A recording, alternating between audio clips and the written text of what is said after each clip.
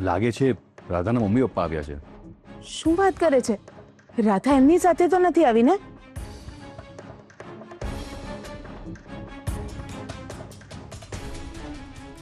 અરે what a pleasant surprise. આવો આવો. શું વાત છે?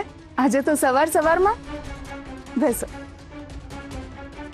કેમ ના આવી શકીએ? અરે ચોક્કસ જ આવી શકો, કેમ નહીં?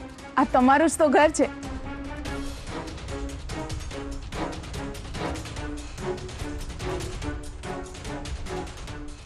નીલા, રાજેશભાઈ અને રશ્મિબેન માટે ચા નાસ્તાની તૈયારી કર. ના ના, જસ્ટ પીને જ નીકળ્યા છે. અરે ઠીક છે, તો પછી લંચ આજે તમારે અમારી સાથે કરવું પડશે. બસ કોઈએ કાંઈ જ કહેવાનું નથી. રાધા દેખાતી નથી. ક્યાંથી દેખાય? એના લાડકા દિયર સાથે બહાર ગઈ છે.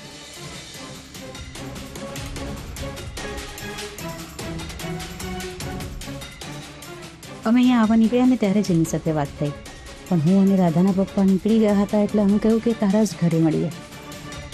રાધા તો નસીબદાર છે, એને તમારા જેવા મમ્મી મળ્યા.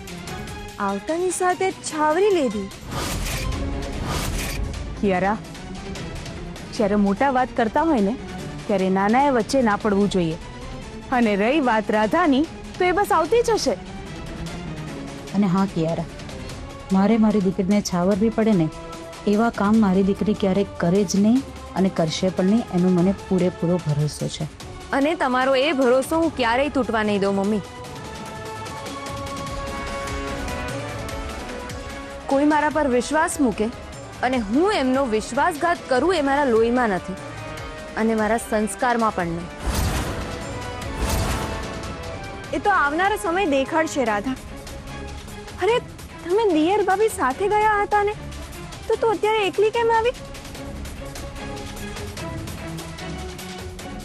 ઓહ આઈ સી. જો તમે બંને સાથે આવ્યા હોત તો અમને લોકોને શંકા જાત, એટલે અત્યારે તું આવી. હવે થોડી વાર રહીને શૌર્ય આવશે, હે ને? કિયારા, અમારે આવું કંઈ કરવાની જરૂર જ નથી. પણ રાધા, તું અને શૌર્ય તો સાથે ગયા હતા ને, તો પછી તું એકલી કેમ આવી? આઈ મીન શૌર્ય ક્યાં છે? મમ્મીજી, એમને એક ફોન આવી ગયો એટલે એમને અર્જન્ટલી જવું પડ્યું. હમણાં થોડી વારમાં આવી જશે. રાધા બેટા, કોણ જાણે પણ આજે તારી બહુ યાદ આવતી હતી. તું 100 વર્ષની થવાની છે દીકરા. ભગવાન તારી બધી ઈચ્છાઓ પૂરી કરે. પપ્પા, પહેલા હું તમને કોઈને મળવા માંગુ છું.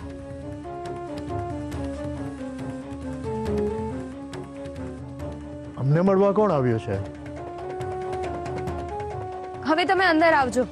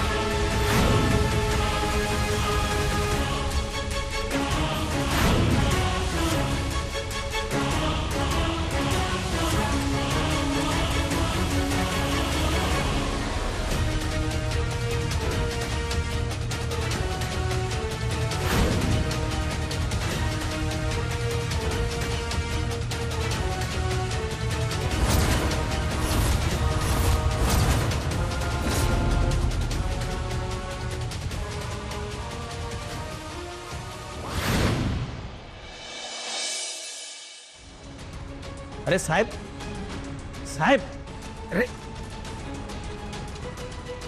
સાહેબ, મને તમે શા માટે લઈને આવ્યા છો? ચૂપચાપ બેસ. એ સાહેબ આવ્યો છે એટલે ખબર પડી જશે. જો સાહેબ, મેં કોઈ અપરાધ નથી કર્યો. પ્લીઝ મને જવા દો, મારે એક અગત્યનું કામ છે.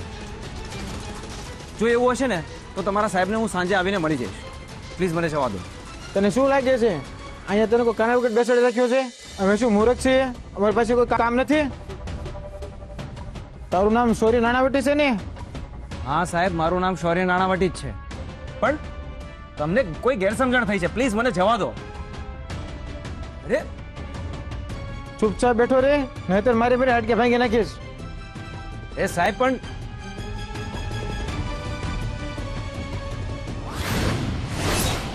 જે રહસ્ય જાણવા માટે રાધા અને શૌર્ય ધનરાજને શોધતા હતા એ રહસ્ય હવે ખાલી રાધાના મા બાપ સામે જ નહીં પણ એના પૂજ્ય સાસુમાં અને એના પતિની સામે પણ ખોલી જશે.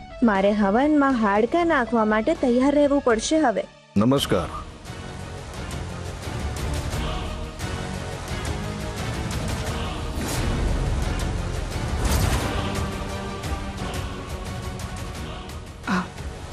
ક્રિશ, આ કોણ છે? તું ઓળખે છે એમને? ઓળખાણ આપું મારી. હું ધનરાજ પટેલ છું.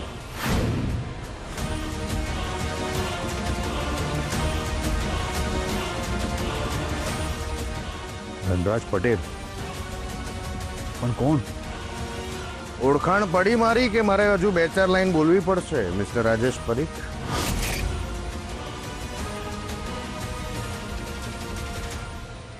રાધા, આ તે શું કર્યું બેટા? બધા સામે ધનરાજને લાવીને મારી હાલત કફોડી કરી નાખી છે. એ રહસ્ય ફક્ત મને ખબર હતું કે હવે રાધાના પરિવાર સામે પણ આવશે. મારે બહુ જ સિફતથી પરિસ્થિતિને સંભાળવી પડશે, નહીં તો હમણાં સુધી રાધાના પરિવારની નજરમાં મારી જે ઇમેજ હતી એ ખરડાઈ જશે. રાધા, આ કોણ છે? અરે ધનરાજ, તું ક્યાં હતો અત્યાર સુધી? અમે તને કેટલો શોધ્યો. ઉર્મિલાબેન, મારી બેન મિતાના જેની સાથે લગ્ન થયા હતા એ આ ધનરાજ.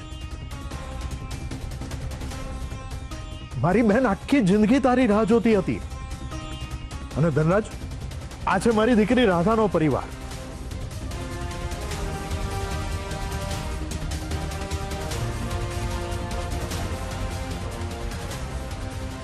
આ રાધાના સાસુમાં ઉર્મિલાબેન, આ એનો પતિ ક્રિશ